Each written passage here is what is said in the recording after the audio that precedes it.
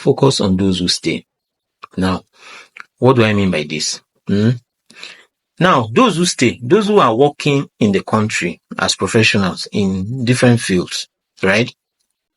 If they work with government, either federal government or state government, the government should meet up with their obligations. If you employ people to work in your hospitals, meet up with your obligations. There are some hospitals, especially at different state levels, where you see that sometimes some people are employed and they are not paid for some months. That is really bad. These are people who could have left and who stayed back, or those who for one reason or another couldn't go and they stayed back. So honor your commitment. If you've employed people to work with you, either as in the private sector or the government sector, please honor your obligations. Pay them their due. Pay them what you promised. Provide accommodation. Provide things that will help, encourage those who stayed. And honor them. If you are in a community, and this one is not only government alone, you have a community, you have a doctor, health workers who have spent years working in that community, and these are people who could have gone out, that they stayed back to work in that community, then those communities should honor them. Honor them. If you are looking to give award, you say you want to give award to those who are deserving members of the community, remember those professionals who stayed back. Remember those who stayed. Remember them and honor them. Give them awards. When you have occasions, invite them, recognize them as people who are contributing to the community. It's very important to do that. Encourage those who stay at the level of the society, at the level of the community, at the level of state, federal government. If you are giving National Merit Award, it's not only for politicians and top business people that you give.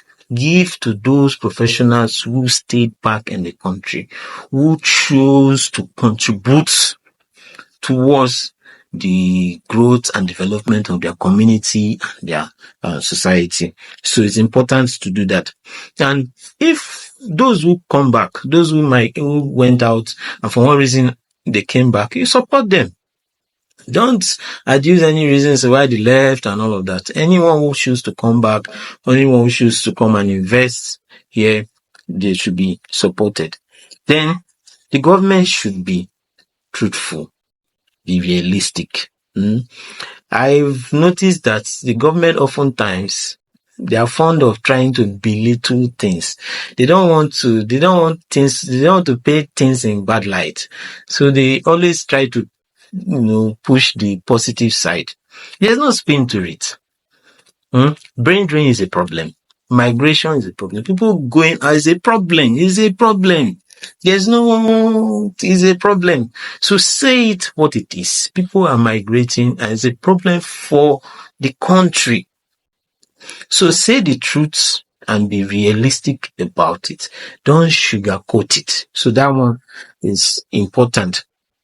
Now, I've heard an argument. Some will say that it's good, those who want to JAPA, it's good that we should even train more people so that they can JAPA because they will bring in foreign exchange. I find that argument is so wrong. You know why? Because by the time you've trained people with certain skills, imagine people who work in certain communities, even some rural areas are hard to reach. Some people who make the sacrifice to work in those places. So those who have certain skill sets, to work in those places, if they leave and they go out, if they bring foreign exchange, that foreign exchange is not coming to that community. Foreign exchange is going to someone else, going to their families and all that. So that community have already lost.